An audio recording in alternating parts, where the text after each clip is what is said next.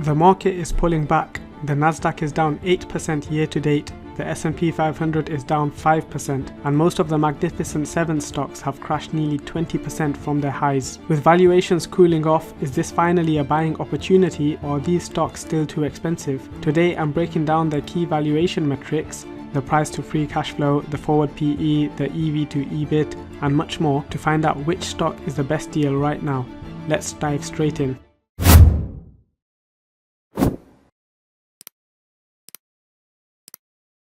Welcome to the channel, friends. In today's video, I'm going to try and break down the Magnificent 7 stocks, try and categorize them into these 3 groups to find out which stock is a buy and which ones to avoid. The way I'm going to do this is by getting different key metrics such as the forward PE, the price to free cash flow, the free cash flow yield, the price to operating cash flow, the EV divided by the sales and the EV divided by the EBIT, and also look at the revenues and the earnings per share going forwards as well. So I'm going to compare these and I'm going to try and come to my own conclusions. So if you haven't already, please like and subscribe and follow for more. Going straight in, we have all of the companies listed at the top over here. So we've got Apple, Nvidia, Microsoft, Amazon, Google, Meta and Tesla. These are known as the Magnificent 7 stocks because they've far outperformed the rest of the markets in the recent years, although Tesla is down a lot at the moment. Starting with the forward PE, if I view this metric, this shows the forward PE for the Magnificent 7 for the last 10 years. It's quite unclear because they all look around the same level currently and there has been a few big dips. So if I just look at the more recent data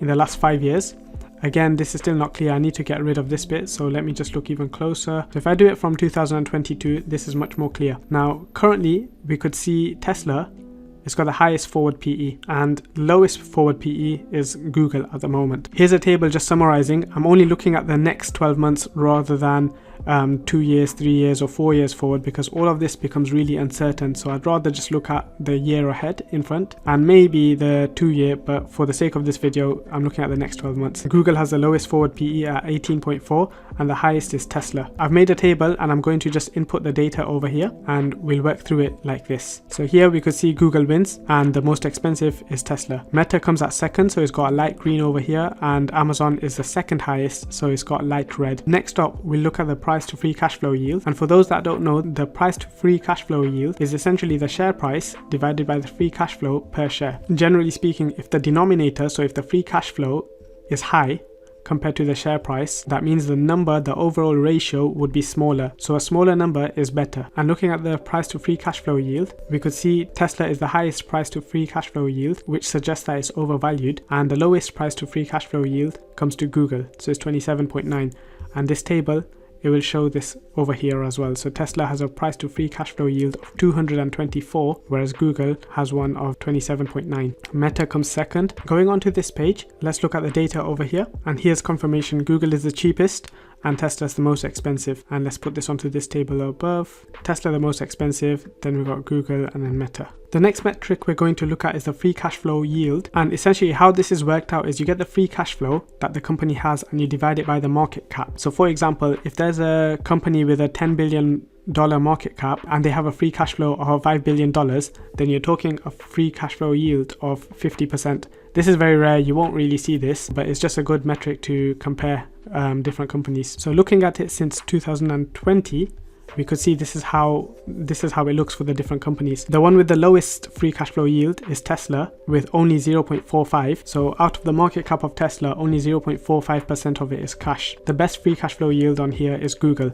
So if I scroll down, this table will confirm that as well. We could see Google has the highest free cash flow yield of 3.6, then Meta, and the lowest one belongs to Tesla. And let's see the data on here. So far, Google is looking really good on these metrics, and Meta is second to that. The next metric we're going to be looking at is price to operating cash flow. Essentially, price to operating cash flow is the share price divided by the amount of operating cash flow per share. Now you might be thinking, what is the operating cash flow in the first place? And to be honest, the operating cash flow formula is quite complex sometimes depending on what resource you're looking at, but think of it as the amount of money that the company earns in terms of cash or revenue, and you just minus the operating expense from that. So it's a very good metric what they left over with. So essentially you want high operating cash flow relative to your share price. So the lower that this ratio is, the more undervalued the stock is. So let's have a look over here. This is how the graph looks. Tesla has got the highest price to operating cash flow, so it's the most overvalued from all of these. And the lowest one is very hard to tell. I'll have to have a look at the table below. Yeah, the lowest one is Google over here, and the most expensive one is 53.9 on Tesla. The second lowest on here is Meta, and let's input that onto here. Again, Google is looking stellar from all of these metrics so far. The next metric is the enterprise value divided by the sales, is essentially a ratio which tells you how much the company is making relative to the market cap of the company. The formula for the enterprise value itself is a bit more complex, so you've got market cap, debt, and a few other bits. So think of it as, if I want to buy a company, how much would it cost me? And usually when you buy a company, you have to take all of the debt that they've got as well. So if their market cap is, say, $100 and they have debt of $20 and they have free cash flow of $10, the way you'd work out the enterprise value is essentially the market cap, so the value of the company, $100. You'll add on the debt that they got, so $120 in total, and then you'll minus the free cash flow they've got, so you'll minus $10. So the total enterprise value for the company would be $110, even though the market cap is $100. So the enterprise value is a bit more accurate compared to the market cap. And essentially the enterprise value divided by the sales from the company gives you the EV to sales ratio. The lower the value of the EV to sales ratio, the more undervalued the company is, because the sales might be matching what the enterprise value is, which would give something closer to 1. Let's see this ratio in action. Looking at the EV to sales ratio over the last 5 years, here Nvidia is the highest one over here, so it's the most overvalued on this metric alone, and the most undervalued on this metric is Amazon at 3.4. And having a look at the table below, we could see that over here Amazon's got the lowest EV to sales ratio, and the highest one belongs to Nvidia at 22.5. So let's input that onto here. So Amazon's the cheapest over here and Nvidia's the most expensive. The next metric we're looking at is the enterprise value divided by EBIT. So enterprise value, we just spoke about it on the metric before this, and the EBIT is essentially the earnings before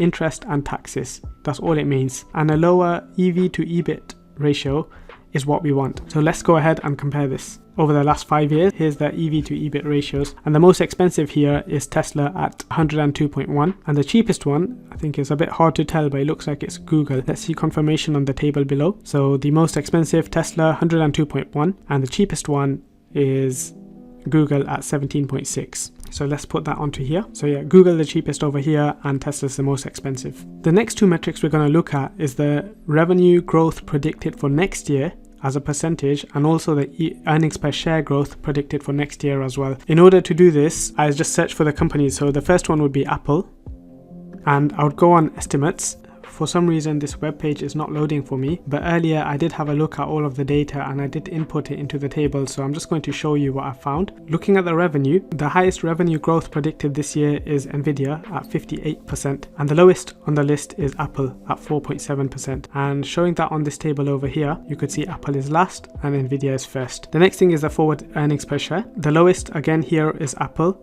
and the highest here again is Nvidia, and just showing you that over here. So on this column, I've totaled all of the companies that have 1 in their metric. So for example, Nvidia is scored 1 on both revenue growth and EPS growth. Is scored the top in these sectors, so it's got a score of 2 over here. If we look at Google, it's scored a 1 in 1, 2, 3, 4, 5 sectors. It scored a 5 in total over here. So just like that, I've done that for all of them over here, and we could see over here Google is a clear winner. It's the best all-rounder from all of these. It's the cheapest in terms of all of these valuations, and the most expensive on all of these valuations is Tesla. It's got the most red, you could see over here, so it's last on all of these metrics. So does that mean Tesla is the most expensive and Google is the most cheapest? Well, technically looking at the metrics, yes, but one thing to take into account is I've not looked at where these companies have been in the past. So if I go back onto this tab over here, and if I'm just looking at the free cash flow yield, for example, we could see that Tesla is the lowest, and we could see that the highest one is Google over here. But what I didn't do was look at the averages and see where they have been over the last 5 years. So if I just add that on, for example, I know it looks quite complex, but if we focus on one company at a time, so let's look at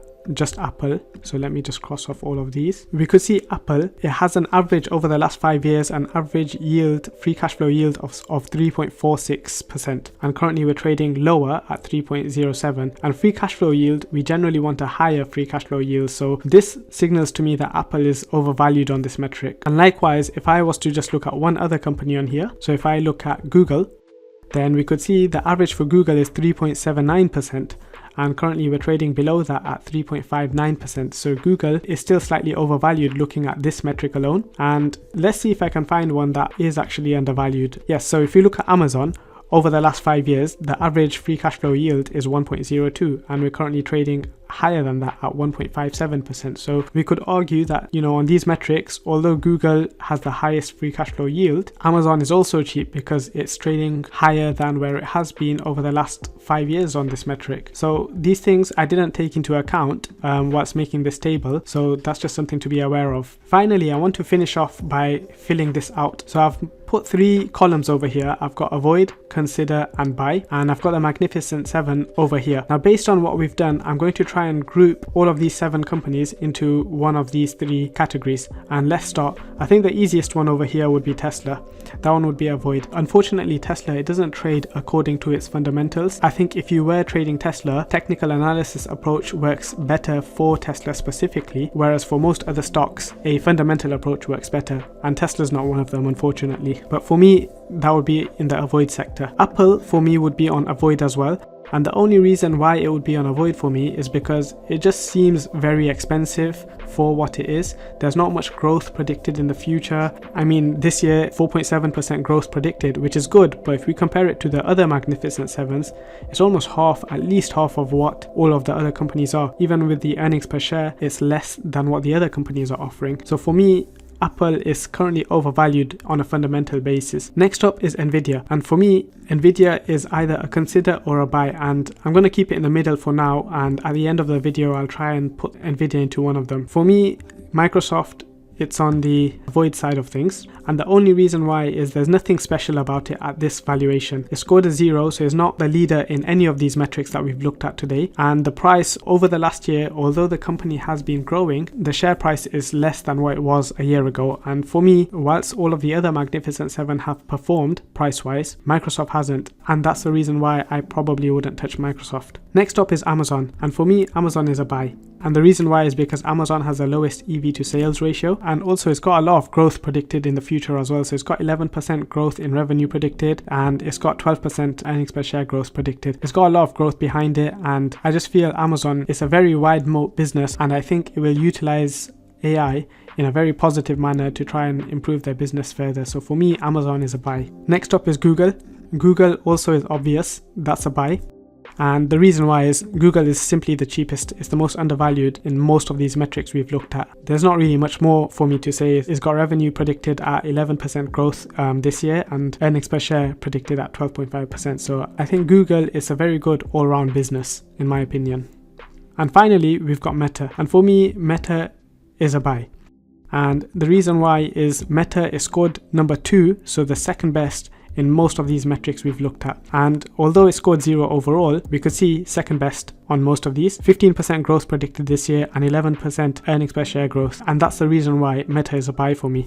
With Nvidia, I think I'm going to leave that in consider. I'm not sure really, because I'm considering putting this into buy. It is a very good stock. It has gone up a lot in the last few years, and it still has a lot of growth predicted. 60% this year, 50% earnings per share growth, and I think it's very tempting to buy Nvidia, but it is a very volatile stock and we do need to be careful. But this one is definitely on my radar and I would definitely consider buying it. But these are the companies that I would avoid from the Magnificent 7. If you found this video useful, please like and subscribe, or if there's any companies you want me to look at, please comment below.